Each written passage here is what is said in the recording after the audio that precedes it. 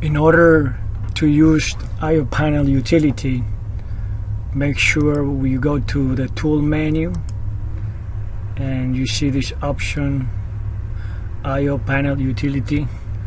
That's the one we're going to work today. If you don't see it, just go to the plugin manager, and over here you will see this option. Make sure you do it, click on it, and if you still don't see it there, maybe during the installation of your program you did not pick this option. So go ahead and reinstall this option so you have it here on the tool menu. Alright, so we're gonna go ahead and choose it. Let's put it right here, then click on I/O panel setup. Make sure you stop your simulation if you're running anything. Let's do it again. So right now I'm interested in putting my robot inputs from 1 to 5.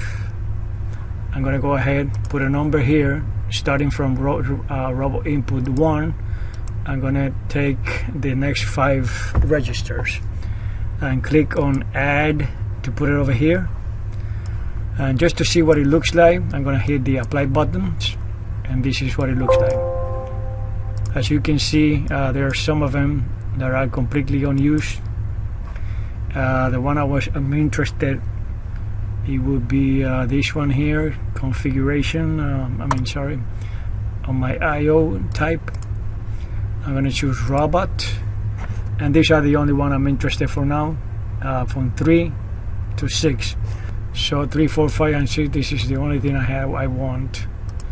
And also my robot output, let me check out what I want from there.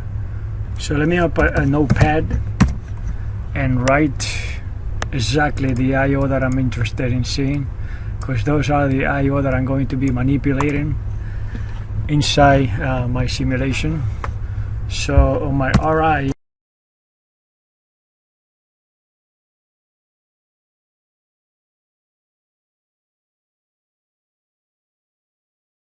put it in a notepad, is because this baby over here is going to come out, it's going to hide when I click on I/O panel setup. You see? Alright, so let's go ahead and undo my, again, let's do my Roboguide 3 to 6. This one, let's just remove it, and instead of that one I'm going to have number 6 here added, and did it again. So let me remove it. That's all I need from there. So let's go over here and see that I also need RO 1 and 2. So let's click on RO 1 and 2. That would be, the length would be 2. See, 1 and 2. So for my DO, I'm going to choose 142 to 152. So that would be which one? 142. That would be 10 of them, right? So let's start with 142, and my length is going to be 10. So I got all of them already. Let me see how it looks like by clicking on apply. Okay, there you go. You see all of them here. So those are my bits, and you will be able to manipulate them from inside Roboguide without having to simulate or using the teach pendant. Let's go for my RI and my DI. We need a 143 on my DI, so let's go only one number, 143, and the length is going to be only 1. As for the other ones, 169, let me add 10 of them, and DI 169, and let's just put 10 of them. Let's see how it looks like. It looks pretty good. So this is all I need. I have to send the robot to home, and I don't think I have those. So let me go ahead on my IO. Let me go up and see which one sends the robot to home position.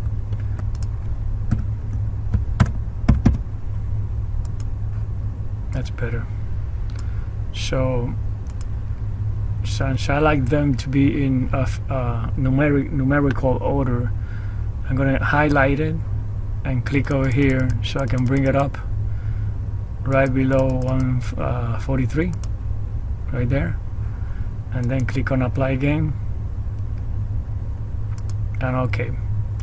So that's it. Now we are going to give it a try and run the robot, put the robot in auto mode and try to home it. Let's send it to home position. Alright, let's home the robot. It's expecting that the grippers be closed, so let me go ahead and activate the closed grippers. Actually, I'm going to turn on all of them so the robot doesn't bother me anymore.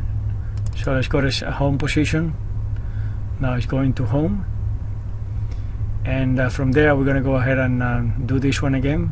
As you can see over here, I got my robot outputs and my digital outputs, or also I can just simulate those and click on it, activate them. So I'm going to do once again, I'm going to go to move to transfer. Actually, I'm getting from the PLC, there's 5%. I have to simulate this and raise it up a little bit. But right now, let's just do home and place palette. All right, so I already moved to transfer. Now I'm going to move to place tray. We also at 5% for homing.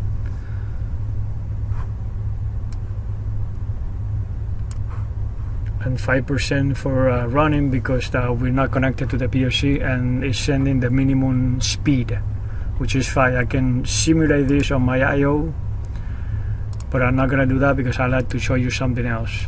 My group I/O, I can go over here and simulate my input and say that instead of that it's going to be 50. So right now this is adding bits one at a time. There's another way to do it.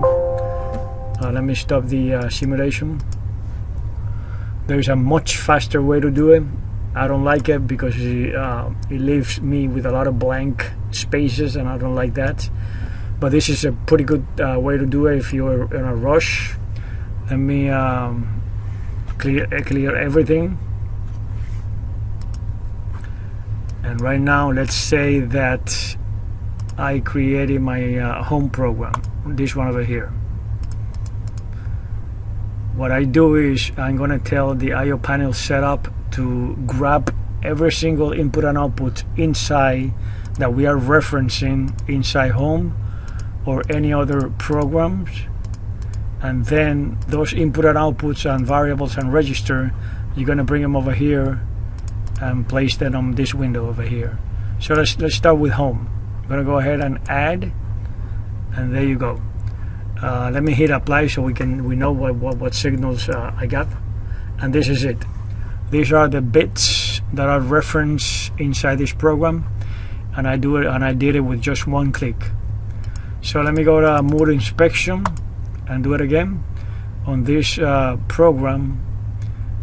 I'm going to click on add and add over here on my I/O panel, add those signals so I don't have to do it once at a time.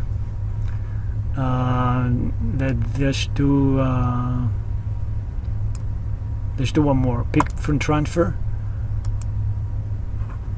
hit apply, and hit OK. So that's another way to do it. You could do it from program referencing programs, or you can do it one at a time as I showed you before. All right. Well, thanks, guy. This is it.